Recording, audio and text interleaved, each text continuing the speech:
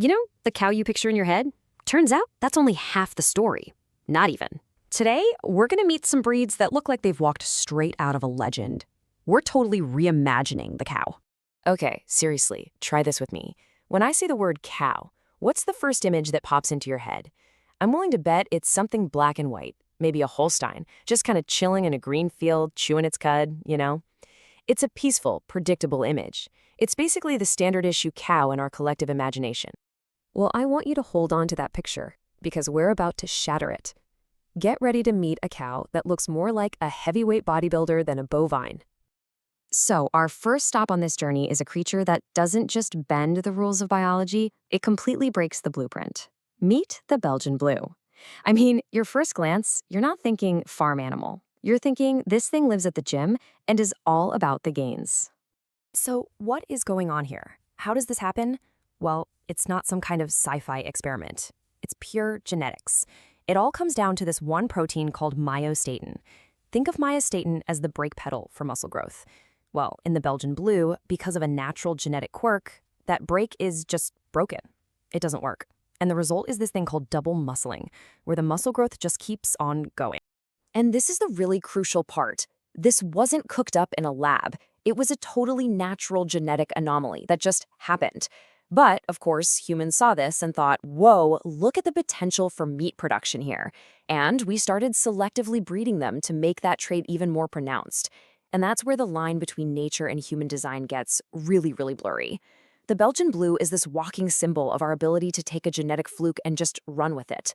But it does come at a cost. These animals need a lot of special care, and often even need help being born. Okay, so from a breed that was shaped by human desires, we're now going to pivot to animals that were forged by the most extreme environments on the entire planet. These aren't about design. These are about survival.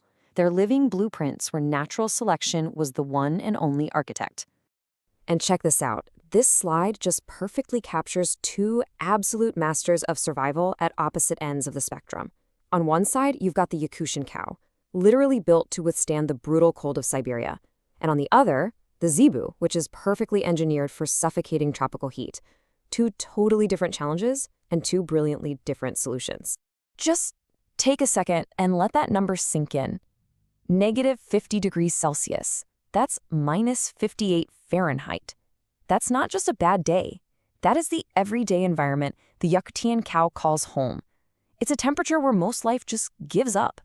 So how on earth does it survive? Well, its small, compact body is basically a little furnace designed to hold on to every last bit of warmth. It's got this incredibly thick, dense fur that acts as natural insulation against winds that would freeze other animals solid.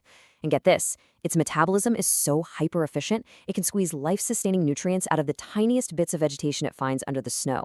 This caribou is a living lesson that survival isn't always about being the biggest, it's about being the smartest. All right, now let's flip the script to the other extreme, the zebu. That big, distinctive hump on its shoulder, that's not for storing water, it's a fat reserve, like a built-in energy pack for when food gets scarce in the dry season. Its loose, saggy skin and those big ears, they're basically biological radiators working full-time to get rid of body heat and keep the animal cool under that relentless sun. It is a masterpiece of tropical engineering, so much so that its genetics are used all over the world to help other cattle breeds beat the heat. And speaking of harsh environments, that brings us to the incredible Highland cow from Scotland. I mean, this quote just says it all, doesn't it? This thing looks primal, almost mythical. It's got that long, shaggy hair and those incredible horns. Every single feature is a direct answer to the cold, wet, windy Scottish Highlands. It's a perfect example of this rugged beauty being born from pure necessity. All right, so we've seen cows shaped by human hands and by harsh climates. But what happens when genetics seems to be guided by something else? What happens when nature decides to pick up a paintbrush? So that's the big question here, right? When you look at these next couple of breeds, you just have to wonder, are these striking patterns just a random roll of the genetic dice? Or is this something that feels a whole lot more deliberate, like art?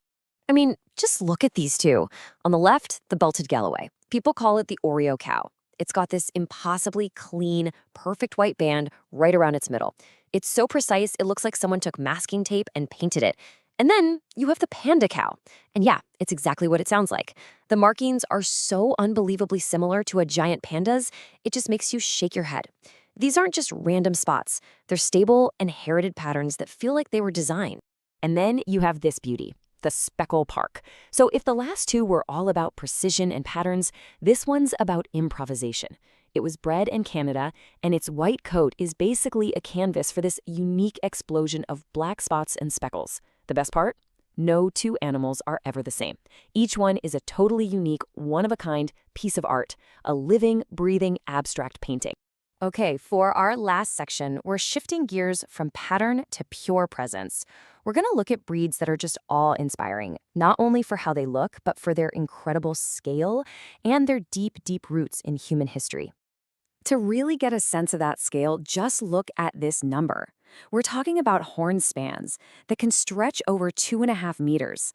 That's more than 8 feet across. These aren't just horns, they are colossal, defining features that just command your immediate respect. A perfect example is the Onkel Watusi from East Africa. Those incredible, massive horns are so much more than just weapons. They're filled with this whole network of blood vessels, and they act like a personal air conditioning system, cooling the blood to help the animals survive the African heat. But beyond biology, they're a huge cultural symbol. For centuries, owning these animals meant you had wealth, status, power. They are, quite literally, the cattle of kings. And of course, you can't talk about iconic horns without talking about the Texas Longhorn. This animal is the American Wild West, just carved into flesh and bone. Its famous horns weren't for show. They were absolutely essential for fighting off predators on the wide open range. And its legendary toughness, that's what allowed it to survive the heat, the droughts, and those grueling cattle drives that defined an entire era. This was a cow built for the frontier, not a cushy farm.